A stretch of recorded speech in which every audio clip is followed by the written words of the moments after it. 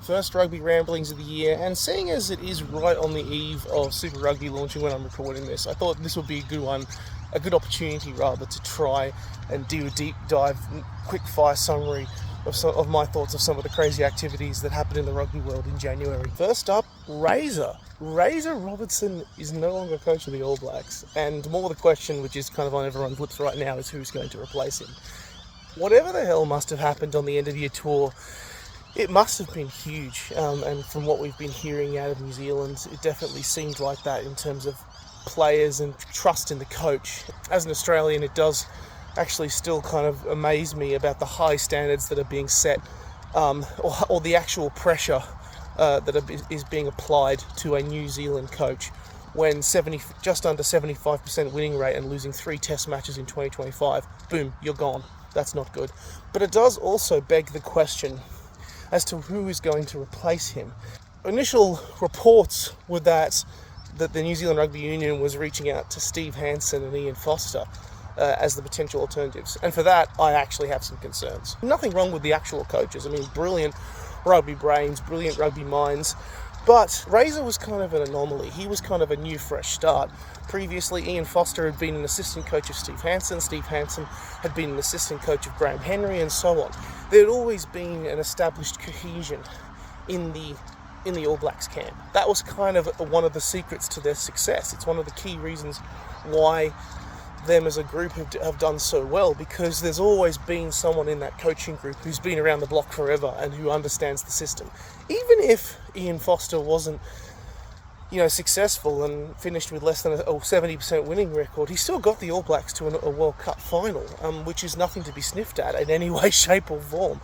So to kind of go back, does New Zealand rugby have any ideas, or are they just thinking, we lost the special formula, let's try and go back to it? Because in my head, there already is a great option ready and available in New Zealand. The clear answer is Jamie Joseph. Jamie Joseph has been given a very, very, very young squad full of lots and lots of under 20 stars at the Highlanders. And it's very, very clear that he's setting the groundwork for that team to be the next dominant force in Super Rugby over the next decade. And then there's also the obvious fact that Jamie Joseph literally coached Japan and coached Japan all the way to their best ever finish at a World Cup.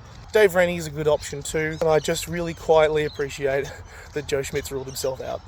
Angus Crichton joining the Waratahs. Now that is interesting.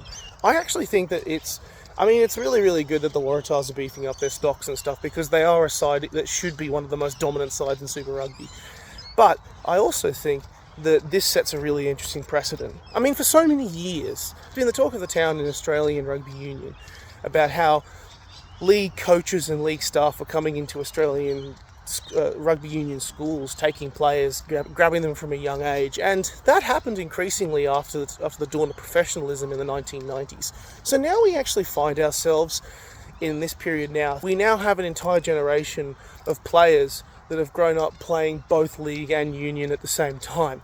So I actually think it could potentially play into rugby union's favour, because yes, league is, in Australia at least, the more dominant sport, but if a player grew up enjoying union, playing union frequently, excelling at union, and were given the opportunity to come back, particularly with a World Cup on the horizon, there is an enjoyment factor to having played the sport and having experience in the sport that would make them want to go, I want to take the jump and do it again. So I actually do expect there to be more players that would actually be willing to take the jump. They've seen Suolihi excel at Super Rugby level. They've also seen Mark excel as well in Japan for the Roosters. And I mean, Mark going off to Japan, he's now Australian eligible because they've scrapped the Ghetto law. So he could be over there making over $1 million a year on the wing and suddenly be able to play for the Wallabies. Because Union and League have always had a close connection. Obviously, you got to go dive back into the history of it. It's never been one of the most friendly rivalries in terms of sports. But the fact that there are so many overlapping connections and overlapping ways to play both sports, I think it does rub off on them inevitably. We don't need necessarily every single league player. I don't think that's going to happen. League has a lot of pulling power. There's so many great options in Australian rugby as well, and combined it creates a very formidable Wallabies team. The final one for me, of course, is the whole change to laws and variations in Super Rugby, which I do have a few thoughts on. I mean, first and foremost, the decision around the super draw makes sense. I feel like the opportunity to still actually have a draw if a team can't be separated up to 10 minutes makes perfect sense. The lucky loser thing, oh yes. Yes, please. I think everyone collectively realised how frustrating it was when the Chiefs were still able to have a home semi-final despite losing the match beforehand.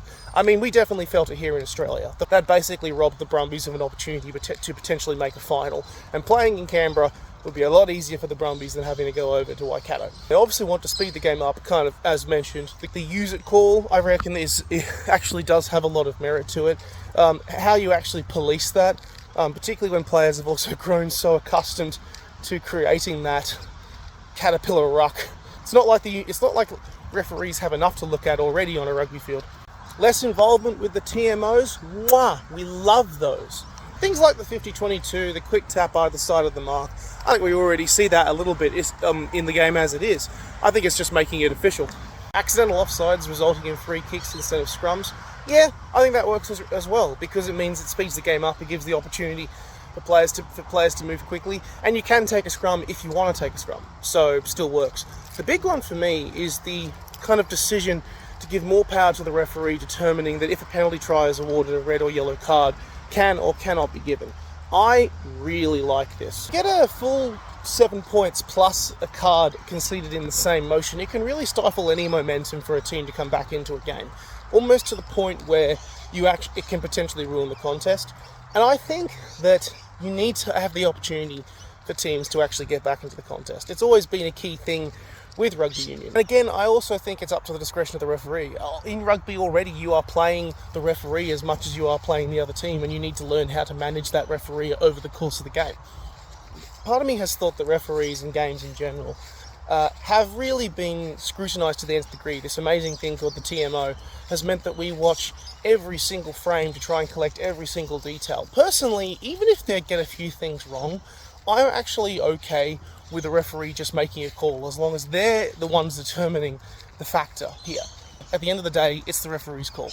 And that's how it should be in rugby union. With all of these rule changes, you won't know till you see them on a rugby field, which we're about to find out.